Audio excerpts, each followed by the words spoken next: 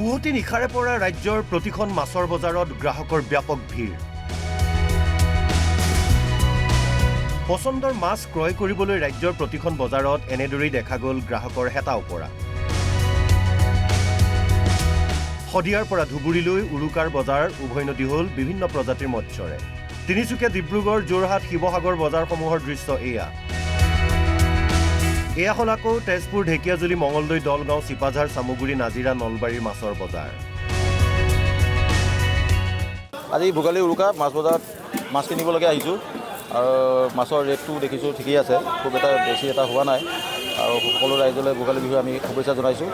আগৰ যিটো আপোনাৰ 1000 টকা মাছ হয় এতিয়া 600-700 তেনেকৈ বেছি আছে, অলপ কমকৈ হেৰি কৰিছে, গতিকে চৰকাৰক ধন্যবাদ দিছোঁ। পুৱতি নিশাৰ পৰাই বিহু সময়ত পুৱতি নিশাৰ পৰাই ভিৰ হয় আৰু এতিয়া আস্তেকৈ কমিছে মানুহ। বিভিন্ন জেগাৰ পৰা আচলতে মাছ ইয়াত আহে বিক্ৰী কৰিবৰ কাৰণে আৰু ভাল ধুনীয়া বহুত বেছি ৰেটো নহয়, ভাল ৰেটতে মানুহে মাছ পাইছে। একেদৰে মায়ং, মাজুলী, কোকৰাঝাৰ, কয়াকুছি আদিত পুৱতি নিশাৰে পৰা সন্ধিয়ালৈ আগমন ঘটিয়েই থাকিল মাছৰ ক্ৰেতাৰ। চিতলটো আপোনাৰ 1000 টকা কিলো হৈ আছে আৰু বৰালি 1400 এনেকৈ দাম হৈ আছে। বৰালি আপোনাৰ 22 কিলো 300 গ্ৰাম আছে মোৰ তাত। বাকী ভোকো আছে মোৰ তাত 16 কেজি ওজনৰ আছে, 5 কিলো, 7 কিলো, 8 কিলো। 16 কেজিটো আপোনাৰ 1200 মান টকা কিলো আহি যাব আৰু আপোনাৰ 3 কিলো চাইজটো 500 আৰু 6 কিলো 800 টকা কিলো হ'ব।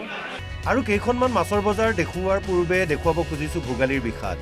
এয়া হ'ল কলিয়াবৰৰ চুলুং পাইকাৰীৰ মাছৰ বজাৰ। ৰাজ্যৰ অন্য প্ৰান্তৰ দৰে কলিয়াবৰৰ ৰাইজো আহিছিল মাছ ক্ৰয়ৰ উদ্দেশ্যেৰে চুলুং পাইকাৰী বজাৰলৈ।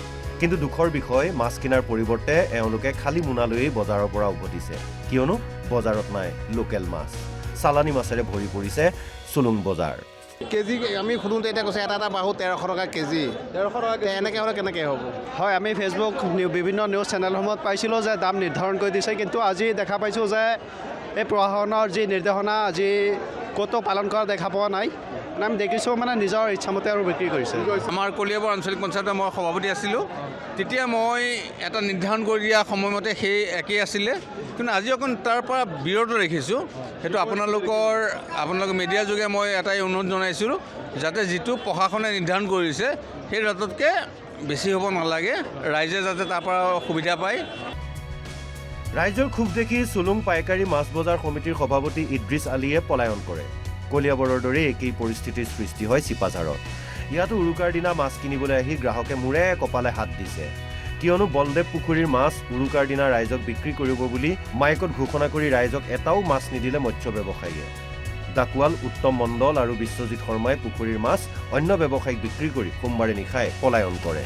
এই মাৰৰ পৰা আমি কালি এটা এনাউন্স কৰিলোঁ যে বলদেৱ পুখুৰীৰ পাৰত আজি ৰাজহুৱাভাৱে অলপ সুলভ মূল্যত মাছ দিব বুলি। তাৰ কাৰণে আমাৰ আজি উৰুকাৰ কাৰণে আজি মাছ নিব আহিছোঁ। মাছ নিব আহি আজি চাওঁতে একোৱে নাই, কোনো ধৰণৰ মানুহ মাছো পোৱা নাই আৰু কোনো মাছ কিনাৰ ক্ৰেতাও দেখা নাই। এখেতেও আহিছে মোনা চোনা লৈ, আমিও আহিছিলোঁ মাছ নিবলৈ, কিন্তু এতিয়া মাছকেইটা হেৰিয়ে দেখা নাই, একো মাছৰ কোনো সংক্ষিপ্তই দেখা নাই আৰু মানুহো নাই।